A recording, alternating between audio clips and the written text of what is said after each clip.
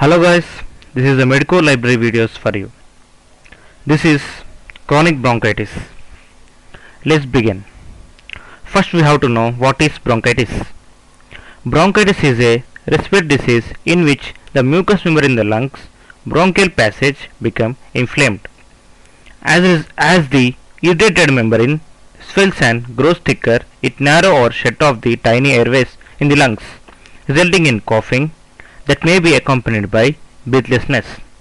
The disease comes in two forms: acute, lasts from 1 to 3 weeks, and chronic, lasting at least 3 months of the year for 2 years in a row. People with asthma may also have asthmatic bronchitis. Let's begin chronic bronchitis. First with definition. Chronic bronchitis: inflammation and swelling of the lining of the airways leading to narrowing and obstruction generally result in daily cough. The inflammation stimulates production of mucus which cause further blockage of airways. It lasts at least 3 months of the year for 2 years in a row. Let's see the causes and risk factors. Depending to or long use of cigarette smoking, tobacco smoking is a number one cause of the chronic bronchitis. It can also cause it by long-term inhalation of toxic fumes or chemicals.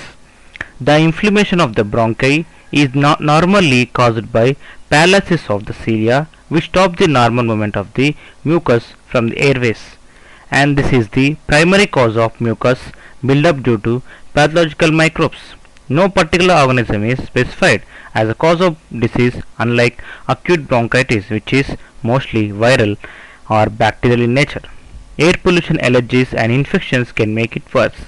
People at risk of developing chronic bronchitis includes smokers, the elderly, infants and young children, patients with heart or lung diseases. Let's see the pathogenesis. Damage caused by the irritation of airways lead to inflammation and leads to neutrophil infiltration in the lung tissue, which releases the substance which causes the inflammation, thus causing globular cell metaplasia and hypersecretion of mucus. Mucous and globular cell causes obstruction, which causes the acute bronchitis, which on prolonged leads to the chronic bronchitis.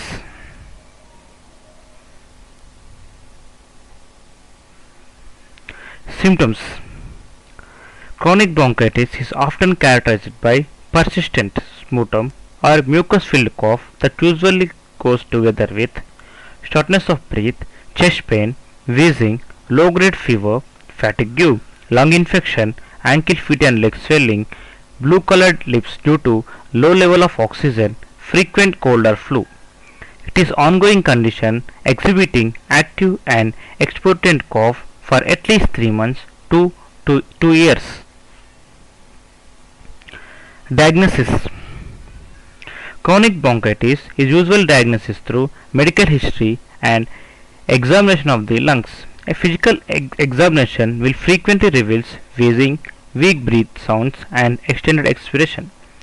Chronic bronchitis is diagnosed by means of lung functional test, pulmonary functional test (PFT), spirometry, measures the inhalation and exhalation of the lung plus the efficiency rate of the ability to transfer oxygen to the blood. This is performed in the patient with persistent cough. Peak flow meter assess the change in breathing and response found to work to certain medications. Chest X-ray, arterial blood gas (ABG), a type of blood test which evaluates the carbon dioxide and oxygen level in the blood.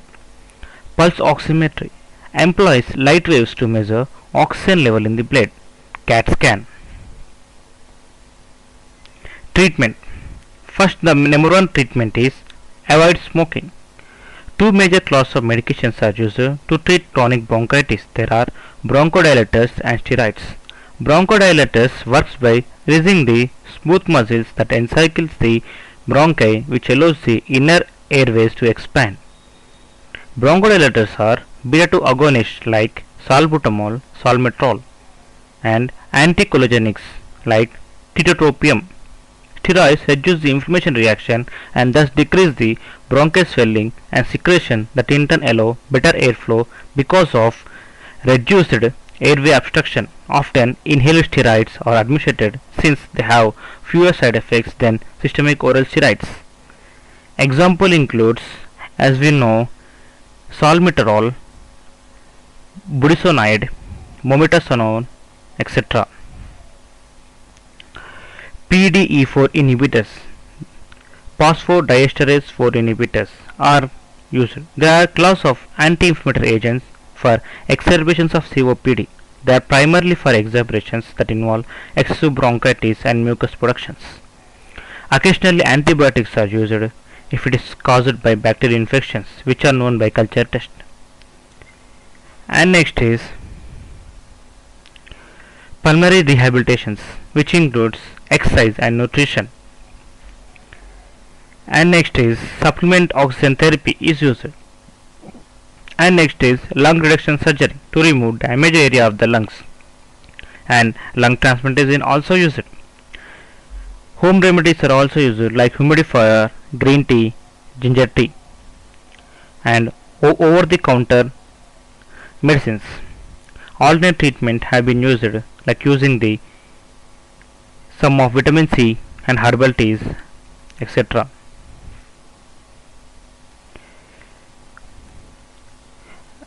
Thanks for watching this video. Please like, share and subscribe.